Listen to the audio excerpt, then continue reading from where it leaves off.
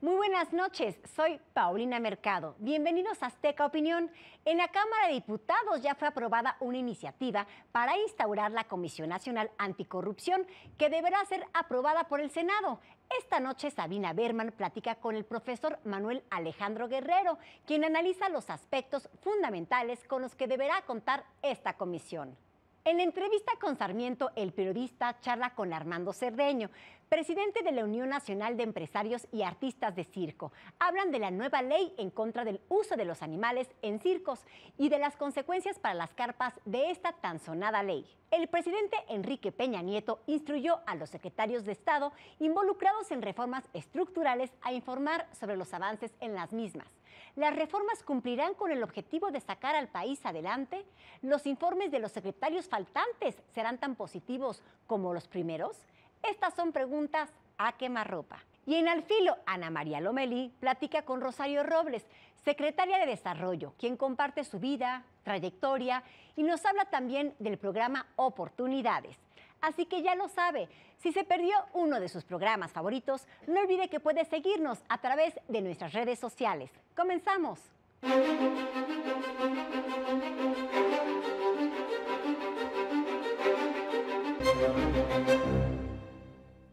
La prensa con los jueces van a jugar un papel bien importante para presionar al resto de la clase política a transformar. Donde nos hemos tardado, en todos los casos, es en crear nuevas reglas del ejercicio del poder. Ahorita mismo, la reforma constitucional en materia de transparencia que se aprobó en febrero del año pasado es maravillosa.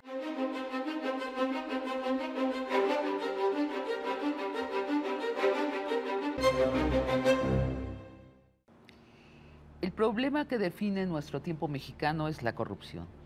En la corrupción se ligan el crimen y el Estado mexicano, convirtiéndose en vasos comunicantes, lo que se traduce en una impunidad rampante, una criminalidad rampante y en una falta de camino institucional para solucionar nuestra crisis de inseguridad.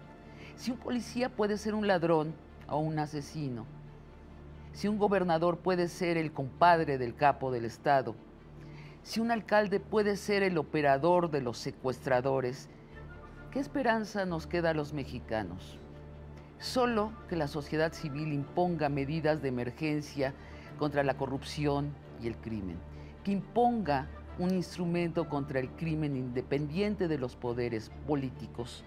Para hablar de esa posibilidad, está con nosotros el doctor Manuel Guerrero, experto en transparencia y profesor de la Universidad Iberoamericana. Doctor Manuel Guerrero, bienvenido. Muchísimas gracias. Muchas gracias por la invitación y bueno, pues aquí estamos. Dime, Manuel, está claro que estamos viviendo en un tiempo en que nuestra actual clase política no está dispuesta a promover una agencia contra la corrupción efectiva, con dientes y autónoma de ellos mismos, de la clase política. ¿En algún país ha sucedido que la sociedad civil se ha organizado para crear una fiscalía, una agencia como la que necesitamos? Híjole, que la sociedad civil se haya organizado para exigirla así tal cual, no tendríamos ningún ejemplo claro. Esto no quiere decir que no haya habido presiones sociales.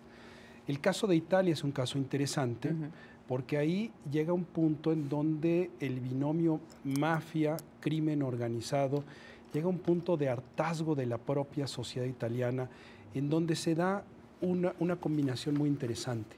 Los medios de comunicación con los jueces, la prensa con los jueces van a jugar un papel bien importante para presionar al resto de la clase política a transformar el sistema en Italia, que les costó prácticamente 15 años de mucha sangre.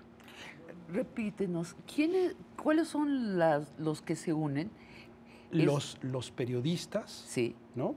Con los jueces. Con los jueces. Con los jueces. Porque en Italia, a pesar de todo, hay una cosa que no sucede en México. Prácticamente desde el final de la Segunda Guerra Mundial, Italia logra desprender la administración pública de la política, es decir, despolitizar la administración. En el caso mexicano, eso no se da. En el caso mexicano, la administración pública por muchas décadas ha permanecido como una especie de compensación para acomodos de intereses de los grupos políticos, y eso ha politizado la administración. También el Poder Judicial en México está mezclado con la clase política. Sí. Sin embargo, siendo que hay 11 ministros de la Suprema Corte de Justicia, nos podrían sorprender ser heroicos y ser ellos los que encabecen la formación de una agencia así, siendo que tienen cargos vitalicios, que son muy honorables. Nos podrían sorprender, ¿no? Nos podrían sorprender siempre y cuando exista un mecanismo que desde el lado del armado de los casos, por ejemplo, una fiscalía anticorrupción, armara bien los casos, y entonces sí, los jueces nos podrían sorprender, ¿no?, procesándolos de manera expedita, de manera clara y contundente. Bueno, ahí sí nos podrían sorprender, pero si no existe este elemento de la investigación adecuada, del armado adecuado de los casos, híjole, le deja una tarea difícil a los jueces. Claro, y de lo que estamos hablando es de la formación de esa fiscalía que investigue los casos, pero no podrían ser los jueces de la Suprema Corte de Justicia los que ordenaran la creación de esa fiscalía. No está dentro de sus atribuciones. No. Eso. El tema es cómo podemos desde la sociedad civil presionar. Tendríamos además que tener muy claro qué tipo de fiscalía queremos.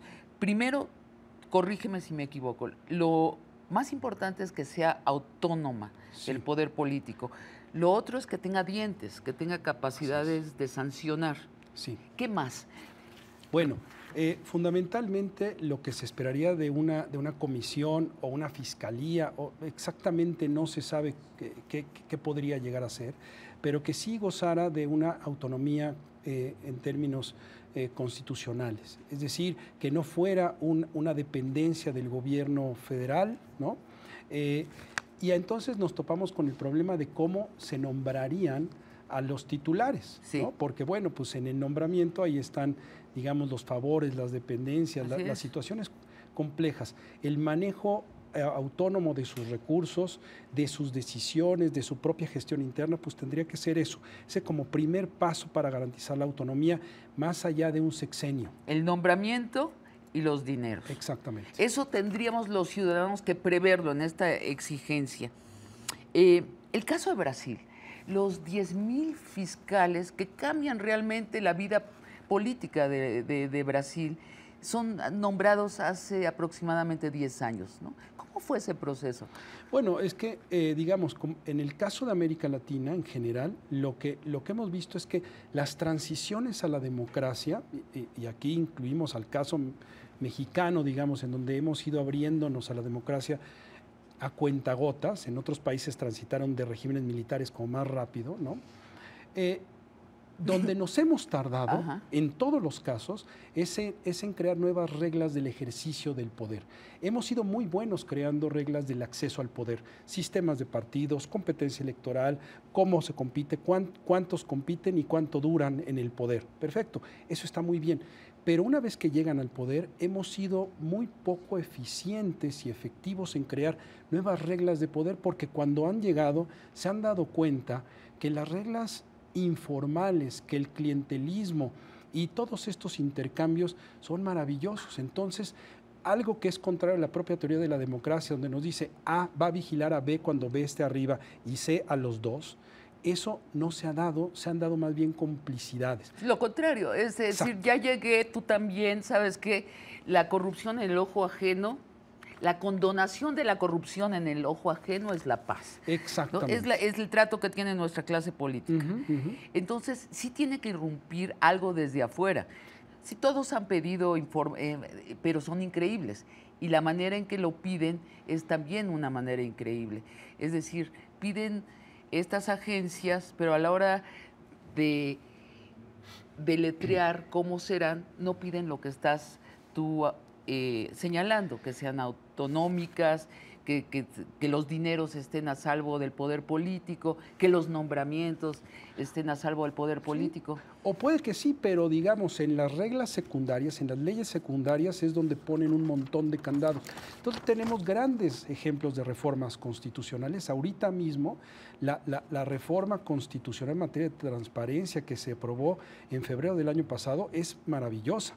El problema es la ley general que ahorita en estos momentos se está discutiendo en el Senado, que presenta áreas grises y posibles regresiones. Entonces tenemos materia constitucional maravillosa, pero a la hora de la operación en las leyes secundarias es donde están todos estos candados. En el caso de Brasil, una variable central fue la voluntad política de las cabezas de los diferentes partidos. Ese ingrediente es, digamos, inescapable en todos los casos en donde exitosamente se combate la corrupción.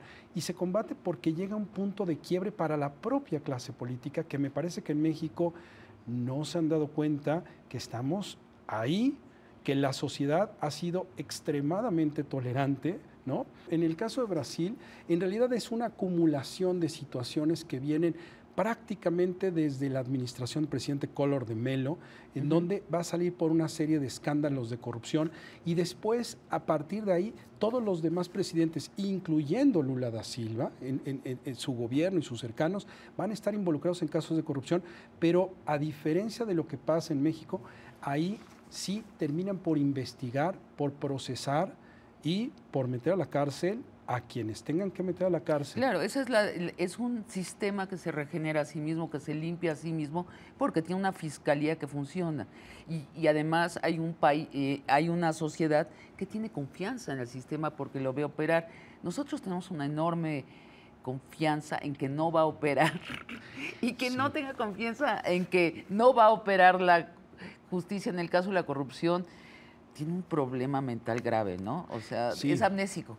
Sí, y si nos vamos atrás en la historia, vamos a ver, por ejemplo, que en el siglo XVIII, los casos de Inglaterra, de Francia, la corrupción era escandalosa, pero llega un punto en donde para el siglo XIX van a ir reformando sus instituciones y la gran razón es la competencia, es decir, hay una variable externa, la competencia entre ellos en el proceso de colonización, por tener administraciones más efectivas, por acotar los espacios de corrupción que implica al final de cuentas menos impuestos. Pero eso ya no sucedió en México. Eso ya no pasó en México. Más bien fue, vamos a democratizar la corrupción, ¿no? Ahí esperaríamos entonces esta variable interna que fuera la sociedad que lo hiciera. Y es una sociedad...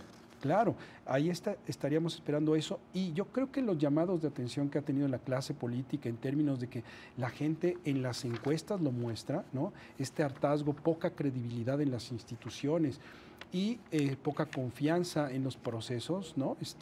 Pues ya debería ser un llamado de atención para que cambien las cosas. Bueno, has respondido, es un caso inédito, en ningún país ha sucedido así que a través de los medios de comunicación y los medios de la red, del internet, se organicen los ciudadanos, pero no es imposible.